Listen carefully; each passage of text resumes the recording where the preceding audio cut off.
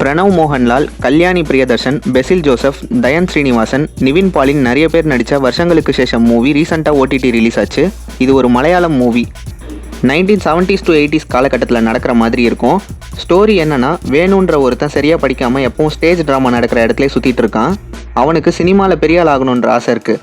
ஒரு நாள் ஸ்டேஜ் ட்ராமாக்காக அந்த கோஆர்டினேட்டர் வேணு கிட்ட முரளின்ற ஒருத்தரை கூட்டிகிட்டு வர சொல்கிறான். முரளி மியூசிக் போடுறவன். அவனை கூட்டிகிட்டு வந்து அந்த ட்ராமாவும் செம்ம ஹிட் ஆகுது. வேணு ஒரு ஸ்டோரி ரைட்டர். வேணுவும் முரளியும் பெஸ்ட் ஃப்ரெண்ட் ஆகுறாங்க. ரெண்டு பேரும் சினிமாவில் டைரக்டர் அண்ட் மியூசிக் டைரக்டர் ஆகணும்னு ஹார்ட் ஒர்க் பண்ணுறாங்க. சினிமா சான்ஸ் தேடி சென்னைக்கு போகிறாங்க. நிறைய சான்ஸ் கேட்டு அலைகிறாங்க. அண்ட் சினிமாலேயே கிடைச்ச வேலையை செஞ்சுக்கிட்டு இருக்காங்க. ஒரு நாள் முரளிக்கு ஒரு ப்ரொடியூசர் கிடைக்கிறாரு. அவரை வேணு கிட்ட இன்ட்ரடியூஸ் பண்ணி கதை சொல்லி ஓகேவும் வாங்கிடுறாரு. இப்போது வேணு டைரக்டர் ஆகிட்டான். முரளி அவன் போடுற மியூசிக் எல்லாத்தையும் ஒரு பெரிய மியூசிக் டைரக்டருக்கு கொடுத்து அதை என் ஃப்ரெண்டோட படத்தில் யூஸ் பண்ணிக்குன்னு சொல்கிறான். இப்போது படமும் ரிலீஸ் ஆகி செம்ம ஹிட்டு, மியூசிக்கும் செம்ம ஹிட்டு. வேணு பெரிய டைரக்டர் ஆகிடுறான். முரளி கிட்ட இருந்து இப்போ கொஞ்சம் டிஸ்டன்ஸ் மெயின்டைன் பண்ணுறான். ஒரு கட்டத்தில் இவங்களுக்குள்ள சண்டே ஆகி ரெண்டு பேரும் பிரிஞ்சிடுறாங்க. முரளியும் ஊரை விட்டு எங்கேயோ போயிடுறான். சில சீன்லேயே வேணு இந்த சாங்ஸ் எல்லாமே முரளி போட்டது தான் அப்படின்ற உண்மையை தெரிஞ்சுக்கிறான். இப்போது முரளி எங்கே தேடியும் கிடைக்கல. ரொம்ப வருஷம் கழித்து வேணு முரளியை தேடி போகிறான். ரெண்டு பேரும் சந்திக்கும் போது நல்லா வயசாகிடுது. இப்போது ரேணு அவுட் ஆஃப் ஃபார்மில் இருக்கான். புது டைரக்டர் நிறைய பேர் வந்துட்டாங்க. பெசில் ஜோசப் ஒரு அசிஸ்டன்ட் டைரக்டர் அண்ட் ரேணுவோட ஃபேன். இப்போது வேணுவும் முரளியும் சேர்ந்து படம் பண்ணணும்னு நினைக்கிறாங்க.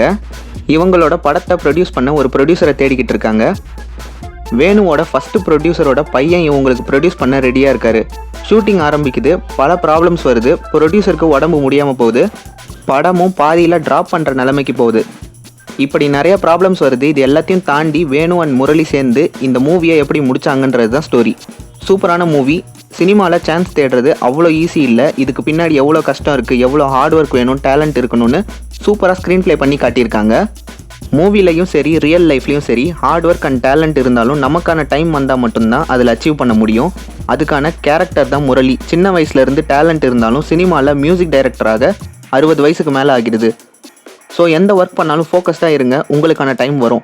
நிவின் பாலி ஒரு எக்ஸ்டெண்டட் கேமியோ ரோலில் வராரு. நெப்போட்டிசம், ஃபேவரிசம்னு இதை பற்றிலாமும் பாடி ஷேமிங் பற்றியும் ஒரு செம்ம டைலாக் பேசியிருப்பார். அந்த சீன்லாம் வெறித்தனமாக இருக்கும். அவரோட ரியல் லைஃப் ஸ்ட்ரகிளை சொல்கிற மாதிரி தான் இருக்குது. போன வீடியோவில் ஸ்டார் மூவியோட ரிவ்யூவை போட்டிருந்தோம். அதில் சினிமா சான்ஸ் தேடுறேன்னு ஹீரோ சொல்லிவிட்டு ஒன்றும் பண்ணாமல் இருப்பார். ட்ரெய்லரை காமிச்சு ஏமாற்றிருப்பாங்க. அந்த மூவியை நீங்கள் உட்காந்து பார்த்தீங்கன்னா இந்த மூவியெல்லாம் கண்டிப்பாக பார்க்கலாம். ஒர்த்தாக இருந்தது. ஆக்டிங் வைஸ் யாரை பற்றியும் தனியாக சொல்ல வேண்டியதில்லை. பொதுவாக மலையாள மூவிஸில் ஜூனியர் ஆர்டிஸ்ட்டு கூட நல்லா தான் நடிப்பாங்க. கேரக்டர்ஸ்க்கு ஏற்ற மாதிரியான ஆளை செலக்ட் பண்ணுறதுல மலையாளம் இண்டஸ்ட்ரி ஃபிலிம் மேக்கர்ஸ் வெல்வர்ஸ்ட் ஆனவங்க.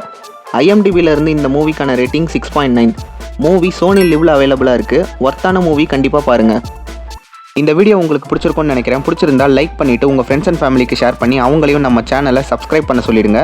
நம்ம சேனலில் இதே மாதிரி நிறைய movie reviews, movie updates, trailer, teaser, break டவுன்னு நிறைய கண்டென்ட் இருக்குது. அதையும் பாருங்கள். நெக்ஸ்ட் வீடியோவில் உங்களை சந்திக்கிறேன். பை பை மக்களே.